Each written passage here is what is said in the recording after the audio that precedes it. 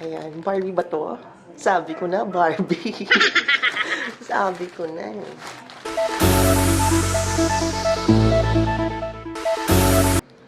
Hi guys, it's your Paula Foods, your only Paula Amazing. And for today's video guys, mag-unbox tayo ng isang product sa ating online shop, which is i-review rin natin or i-rate natin ang kanyang service sa pamamagitan ng pag-order ng isang product. So, as you can see guys, napakalino na ng ating studio dahil sa ring light. Yan, ayan, as you can see, umiilaw or nagkakaroon na ako ng ring light sa mata. At nakikita ng aking matinis pero may bulok pa rin na mga spot.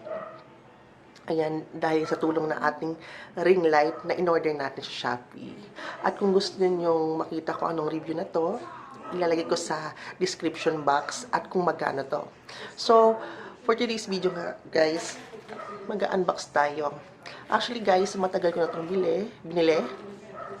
At hindi ko pa siya nabubuksan. At bakit ba ako bumili? So, unang-una, bakit ba ako bumili? Gusto ko kasing maganda yung quality ng ating isang product, ng ating video. At dahil rin sa malapit ng aking birthday, so parang hindi ko yata ito ma-upload sa bago ako mag-birthday, pagkatapos na or third week ng January. So, abangan nyo na lang guys. So, yan, unboxan natin.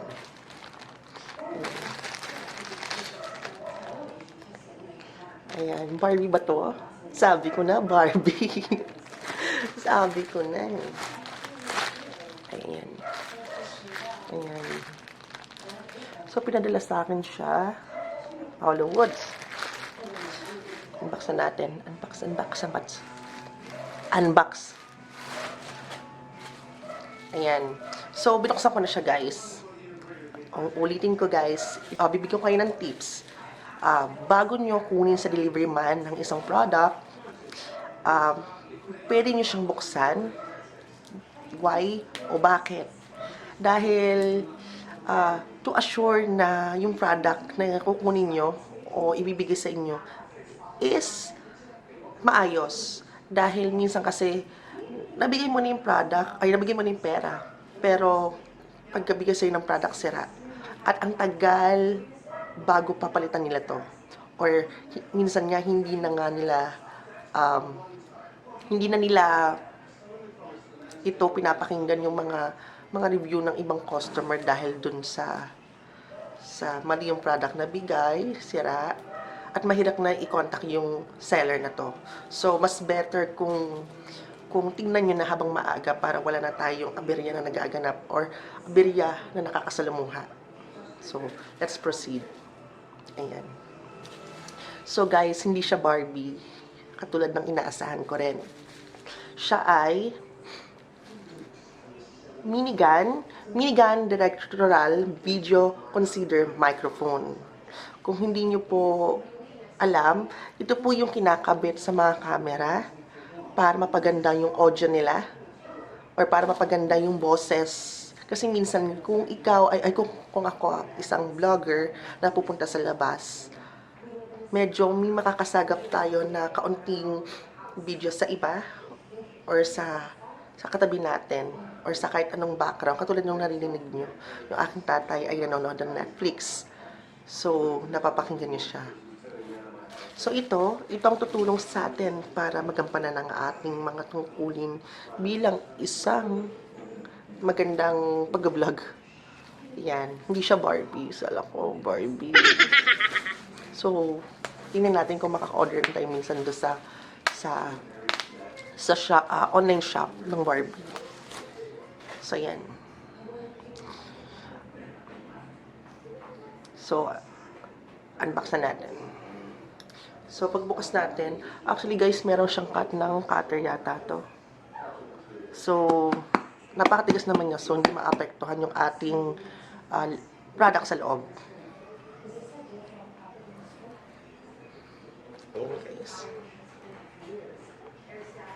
First nating titingnan is ito yung lalagyanan guys, which is isang synthetic synthetic leather na pwedeng lalagyanan ng ng ating microphone.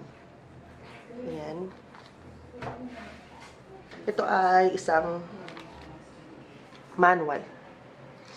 Manual guys, kung paano natin lubusang maiintindihan. So good. So ito na yung laman niya. Ayan. Ito yung pinakaulong. Yung ating fleur. Fleur ba tawag dun? Hindi ko masyadong familiar. Pero mabalahibo siya guys. Ayan. Tapos may butas siya sa gitna. Ayan. Tapos, ito yung pinaka-microphone. Ayan. Microphone.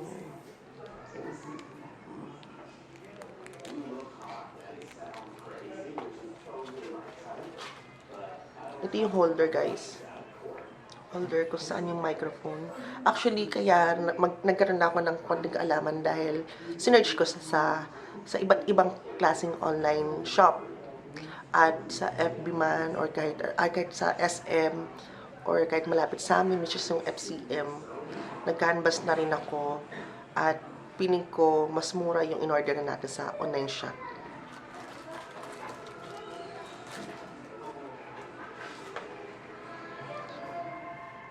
Dalawang wire na to guys. Isang wire para sa camera. Isang wire para sa phone. So, dalawa siya, which is good. So, i-assemble na natin siya. Wala na eh. Wala na. I-assemble na natin siya guys. First, ito yung ulo ng mic. Yung pinaka, nakikita nyo. Ayan. Nakikita nyo, ang dami niyang para siyang screen. So, dito natin siya papasok sa loob. Ayan. Masikip pa kasi virgin. Ayan. Pasok lang natin siya ng maigi. Mamaya, i-reveal natin kung magkano to. At i-review rin natin kung swak na swak rin or maayos. Or swak na swak ba yung ating binili dun sa kanyang performance. Ayan. Mahirap lang siya ipasok. Ayan, napasok na natin siya guys. Holder. Sira yata. Charot.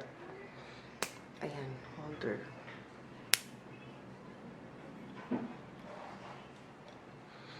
At itong isang cable wire. Ayan. Kabit na natin.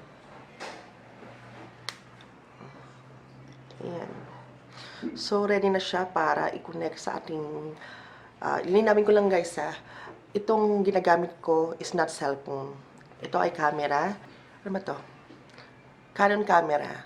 So, let's see kung maayos ba yung kanyang video or maayos bang kanyang performance or audio pag kinabit na natin siya. So, in 1, 2, 3. So, yun na nga guys. Kung narinig mo, medyo nag-iba yung boses ko. At mas lalong nalinaw or naging clear yung ating video sa magitan niya ng ating microphone. So, asahan natin na mas lalong gaganda pa yung ating video at narinig niyo yan, ayan, yung tunog ng ating motor sa labas. Mas humina siya at mas narinig yung aking boses. So, which is good. Ayan guys. Which is good, diba? So, i-rate na natin siya or tingnan natin kung i-recommend ako ba sa inyo to. Yun nga guys, nag-order ako sa Lazada nung December 29, 2019. At nakapunta siya sa akin ng January 6, 2020. So, 9 days akong naghintay sa product na to. Which is medyo sumasablay, pero okay naman lang kasi hindi naman ako atat or baka malayo yung pinanggalingan, pero ang layo, ang tagal. Which is yung Shopee naman, 4 days, guys. Mas malaki pa ito yung ring light na to. 4 days ko lang to inantay. Kaya, sulit yung binigay kong takdang oras para sa kanya. At ito, may consumable time kasi na nakasulat or nakalagay dito, pero hindi niya to nasunod.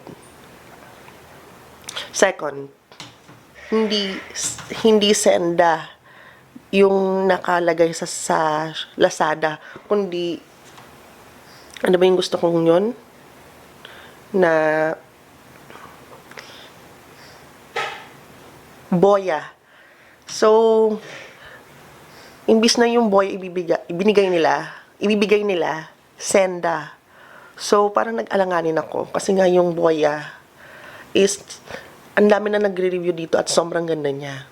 Kaya, yung binigay sa akin Senda at hindi ko masyadong alam to at i-review ko pa, sinerch ko pa, which is good naman, pero, yun nga, yung expectation versus reality, hindi nila nabigay sa akin. So, yun lang guys. At ang kanyang presyo ay 751 pesos. Plus 50 pesos na shipping fee. 50 pesos na shipping fee. So, sulit na ba to? Yes, sulit na. Kasi nga, sa mall, ang isang microphone ay tumataginting na 1,000 pataas. Ulitin ko po, 1,000 pataas. Sa SM kasi, pumunta ako sa SM for View, ang isang microphone na hindi boya is 2,000 or 1,999, which is 1 pesos na lang to be at 2,000. So, masyadong mahal. Katulad ko naman, newbies pa lang at wala pang masyadong subscriber. So, napakasulit na nung minigun, na which is 759 pesos lang. 'Di ba? 751 pesos lang. Sulit na. Kaya, kung ako sa iyo, bili na kayo at ilalagay ko yung description box, ay ilalagay ko yung link sa description box para bumili rin kayo at i-review nyo rin, katulad ko na na-review ko na, at para sa ganon, sama-sama tayong mag-reviewhan. Charot. So, yun na nga guys. So, kung nagustuhan mo ang aking video, please give it thumbs up. Kung hindi ka pa nagsusubscribe, subscribe na. I-click ang bell button para maging latest ka sa aking mga happening. Bye-bye!